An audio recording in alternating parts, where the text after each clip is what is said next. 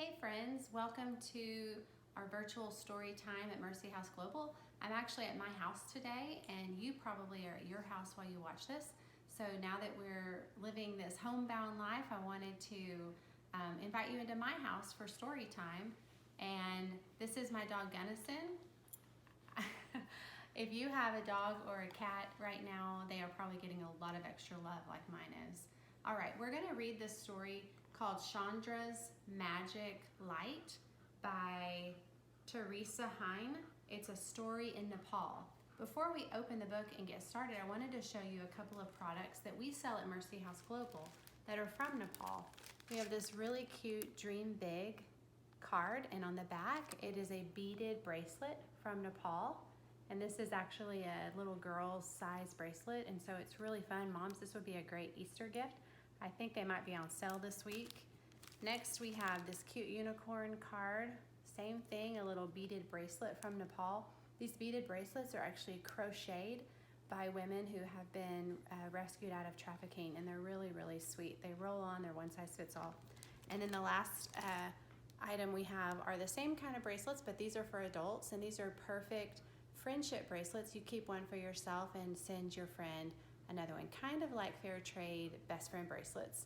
So we hope you love them as much as we do. Chandra's Magic Light, a story in Nepal. Chandra and Deena were at the market. It was dusty and noisy. Sacks full of herbs and spices were laid out on the ground, all the shades of the rainbow. Chandra closed her eyes and sniffed. Ginger, garlic, coriander, cardamom, curry leaves. Her sister bought lentils, honey in a little cardboard box, and something in a small paper package. "What's that?" Chandra asked. "It's tulsi, a type of herb," Deena answered. "Mother will make it into tea for Akash. It will help his cough. So will the honey." "Can we have a drink?" Chandra asked. "I'm really thirsty." Deena counted out 50 paisa from her little beaded purse. "We'll share a cup of pomegranate juice," she said. Deena took a sip and then gave the rest to Chandra. Chandra let the juice run slowly down her throat, wet and cold and sweet. Then she noticed a group of people clustered around a man who was holding a strange lamp. "It's all done by the sun, you see," he was saying. "The panel here gets power from the sun. The energy of the sun goes into these batteries and they light up the lamps. Over time, it will cost you less than all the kerosene you have to keep buying for your tukis. It's much healthier too. No more bad chests from smoke. Getting rid of those smoky tukis would be a very good thing," said a woman. "Our tuki caught fire last week. They're very dangerous," said her friend. "Deena, let's buy a new sun tuki." Chandra was jumping up and down. "Then Akash's cough will get better." "I can't buy one without asking Father," said Deena. "I don't have enough money. That sign says the lamp costs 3,000 rupees each." "Let's go quickly and tell Father," said Chandra, seizing Deena's hand. The two girls hurried out of the market and back across the hills. They came to the rickety bridge over the river. Chandra held her big sister's hand very tightly. The river roared beneath them like a dragon as they walked carefully across the wet logs. Then they hurried down the path to their village. Father was in the courtyard cutting firewood. "Quickly, Father, you must come to the market," Chandra panted. Father dropped his axe. "What has happened? Has there been an accident?" "No, no," said Chandra, her words spilling out all over the place. "There's a man in the market. He has a magic light. He catches the sun in it and makes it shine." Father frowned. "Catching the light from the sun? What's this nonsense, Chandra?" "It's true, Father," said Deena, "but it isn't magic. The lamp gets light from the sun in the daytime and then it shines at night. It's called solar energy, and it'll help Akash." Mother came out of the house with Akash. "Did you get the tulsi and the honey?" she asked. "Yes, and there's a magic lamp, and we won't need the kerosene anymore, and Akash's cough will get better," said Chandra. "But please come now, or they will all be gone." Father looked cross. Stop, Chandra. We have no money for magic lights. Go and help your mother, and Deena, you help me with the wood. The next morning, they went to fetch water from the river. Outside a nearby house, they saw a small, shiny object lying out in the sun. Chandra clutched Deena's arm. It's the lamp from the market. With water slopping everywhere, they hurried home.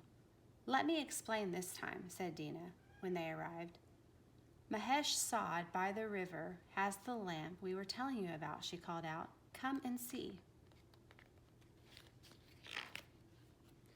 Father came to look, and Mahesh Sod showed him how the lamp worked, but Father's face was downcast when he came back. It's a solar tuki, he said. It works well, but it costs 3,000 rupees. We don't need to pay it all at once, but we do need 500 rupees for a deposit, and I don't have any money left this month. We can earn some money, said Chandra, as Deena milked the goat. We still have 3 weeks off from school. I can make necklaces and bracelets out of beads and sell them in the market, said Deena. But we have no money to buy the beads, and there is already a stall selling bracelets. Chandra jumped up. I know, Deena. We could sell flowers. Deena and Chandra got up very early the next morning. They climbed high into the hills and picked bunches of wild rhododendrons, crimson, pink, and cream. They took the flowers down to the market and sat on the ground next to the spice stall. The spice lady gave them tins with water to put the flowers in. It was so early that the market was still very quiet. Tell me a story, Deena, said Chandra. Tell me about Surya and Chandra. When morning comes, the great sun god, Surya, rides out of the sky in his chariot, said Deena. He has 7 horses, each one a shade of the rainbow. He rules the sky all through the day. Then what happens? Chandra asked. Then it's evening and time for the moon to rise. Chandra, the moon god, rides into the sky in his chariot, pulled by 7 geese. What do the geese look like? Asked Chandra. They are pure white, said Deena, like the snow on the top of the highest mountain. They are as big as horses, and their wings are as wide as the river. On each side of the chariot are 2 archers. They shoot arrows into the sky to drive away the darkness. Is the moon god very strong? Asked Chandra. He is very powerful. He shines all night in the sky so that people can find their way, said Deena. I'm glad I have a moon name, said Chandra. No more stories, Deena said. Look, here are our first customers. How much are you selling your flowers for? Asked Mr. Gautam from the big hotel. They are 5 rupees a bunch, said Deena. They started to sell their flowers. Every day, Chandra and Deena picked blossoms and took them down to the market square. By the end of the week, Deena's bead purse was full. Is it enough for the deposit, said Chandra. We have 400 rupees, said Deena, counting out the coins. We need 100 more. Chandra watched the man selling the solar tukis. People were lining up to buy them. Will you save one for us, she begged. The man looked at all the people waiting. I'll keep one for half an hour, he said. Chandra, stay here. I'll run home and fetch Father, said Deena. Chandra sat down next to the man and watched. Soon there were just 2 lamps left. Still Father and Deena didn't come. By the time Deena and Father came hurrying to the stall, Chandra was in tears. All the tukis are sold, she sobbed. Will you have more soon? Father asked the vendor. Not for a while, said the man. Then Chandra spotted the demonstration tuki. What about that one? She asked. I need that one to show people, the man said. Chandra raced back to the flower tents and grabbed the rest of the flowers. Please let us buy it, she said. You can have these, please. Our baby brother has a bad cough, and this lamp will help him. The man nodded. He picked up the last tuki and handed it to Chandra. When the sun went down, Father carried the solar tuki inside. He turned it on, and the room was filled with a soft yellow glow. He said a prayer of thanks to the sun god Surya for giving them light. They ate supper in the warm glow of the lamp. After supper, Deena got out her school books, and Mother took out her sewing. Chandra went to bed. As she curled under the covers, the moon cast silver pools of light onto her quilt. "Thank you, Chandra," Chandra said to the moon. In a corner of the room, the solar Tukey shone over Deena's head as she read her book.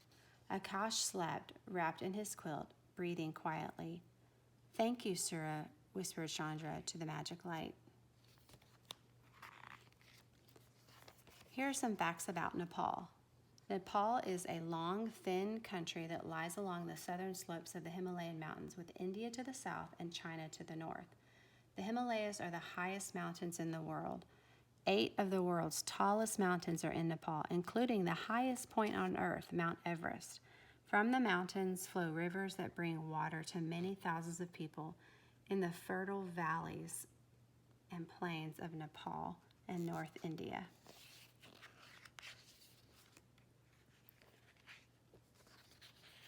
Many Nepali people are Hindus.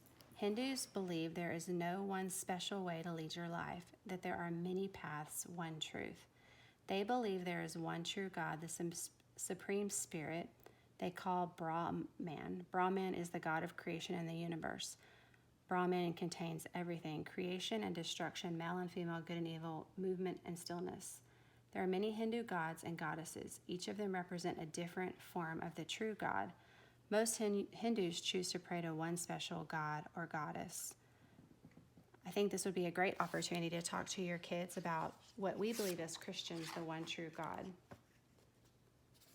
The street markets of Nepal are very bright and busy. Traders sell from wooden stalls or woven baskets set out on the streets. You can find almost anything at these outdoor markets: fresh fruit, vegetables, cakes, spices, clothing, juice, farm animals, trinkets, pots and pans, and even flowers. Solar Tukeys, what this story is about. Most of the people who live in Nepal do not have electricity in their home. Their only light comes from kerosene lamps called Tukeys. These lamps are very dim and the kerosene is very smelly. The fumes are unhealthy as well as bad for the environment. The other danger is that Tukeys can easily tip over and can start a house fire. Today, let's remember to pray for the people of Nepal. The end.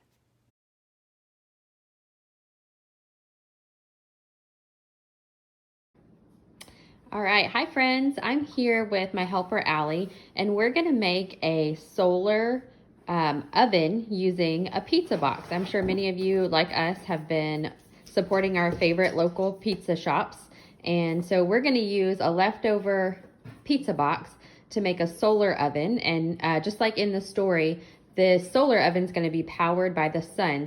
So in the story, the lanterns were powered by the sun. And there's actually, in the back of the book, there's a page where it explains this project. And so we're also going to include a video on how to make this solar powered pizza box oven.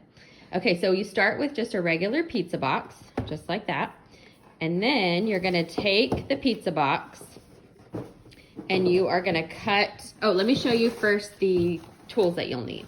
So we've got over here, we've got some scissors, we've got a ruler, a Sharpie, some plastic wrap, some aluminum foil, and some black or dark construction paper.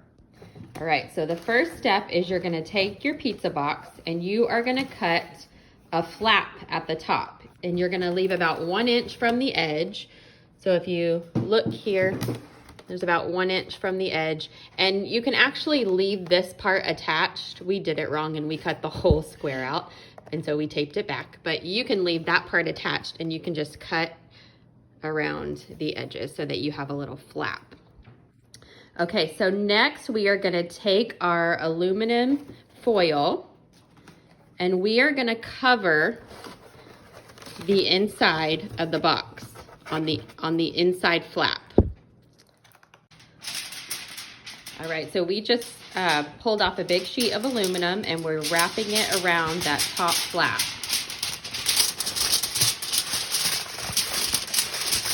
And this is going to act as a reflector for the sun. So when you stick your oven outside, the sun is going to reflect off of that aluminum. You can see the back side of it too.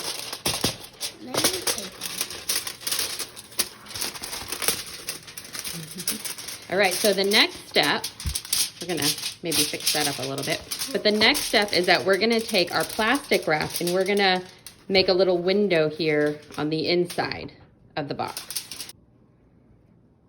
Okay, so for the next part, we cut a piece of cellophane that's gonna match the square here that's in our pizza box. And on the inside of that little window, we're gonna tape the cellophane. So we're gonna lay it down, and you will probably have to do 2 pieces of cellophane, and then you're gonna tape all along the edges to create a little window. Okay, so we took our cellophane and we made a window on the inside of the top part of the box. So this is what it looked like from the outside. So here's the cellophane, and then let me show you on the inside.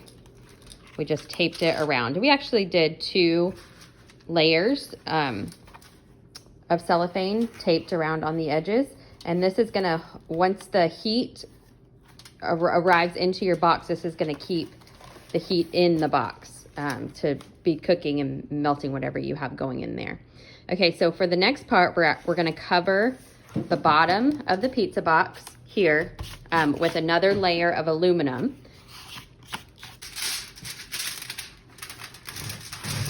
All right, so we just tore 2 pieces of aluminum and we're covering the bottom and wrapping it over the edges. And you can cut off the extra if you want, or you can just wrap it all the way around the box.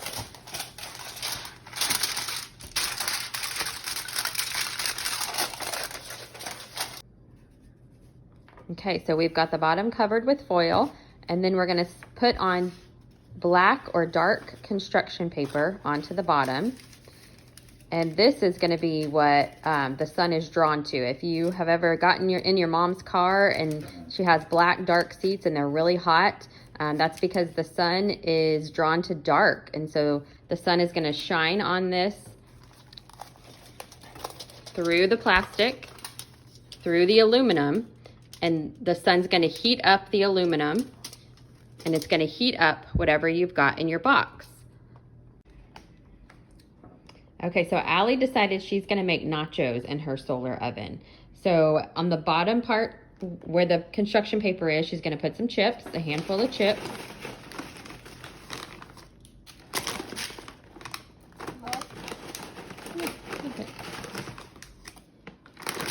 Okay, and then on top of the chip, she's gonna put her shredded cheese. And you can cook anything in here that you want to heat or melt. So you could do s'mores, or you could reheat your pizza that came in this box. You could do a grilled cheese. You could do anything that that needs to melt. You can put on there. Maybe a little bit more cheese. All right, that looks good. Okay, so now we're gonna take this part of the box and we're gonna close it. And remember that saran wrap is gonna keep the heat in once it's heated up by the sun. These tabs have to go in, Ellie. All the tabs go on the inside.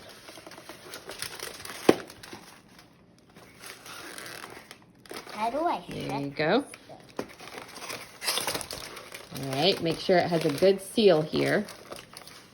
All right, and then you're gonna close it like that, and you're gonna take it out and put it in the sun. Now, in the video that you're gonna watch to make this, it also recommends that you could use something to hold up your flap here so that it gets the best, so that you're putting it where the sun shines on it the most. So you can kind of play around with that outside when you go outside. We're gonna leave it just like that for now, and then we'll take it out and set it in the sun, and it probably needs a few hours. So between the hours of about 11 a.m. and 3 p.m. is when the sun's gonna be the hottest. So if it's not a sunny day, you don't wanna try this. But if it's a sunny day outside, this would be a good day to try this. So we're gonna go set it outside and see what happens.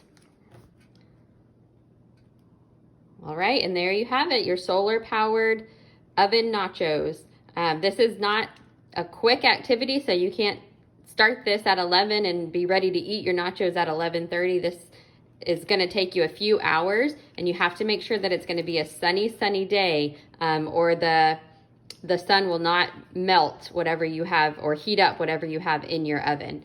And so we hope you guys enjoyed this. You can now take this out. You can eat your nachos, and then you can put a new paper on the bottom, and you can cook something else in your oven. So we hope you guys enjoyed this. Make sure you check out the video that goes along with this. Make sure you visit our website at Mercy House Global to check out all of the fun products, the beaded bracelets that we have from Nepal. Thanks for joining us. We'll see you next time. Bye.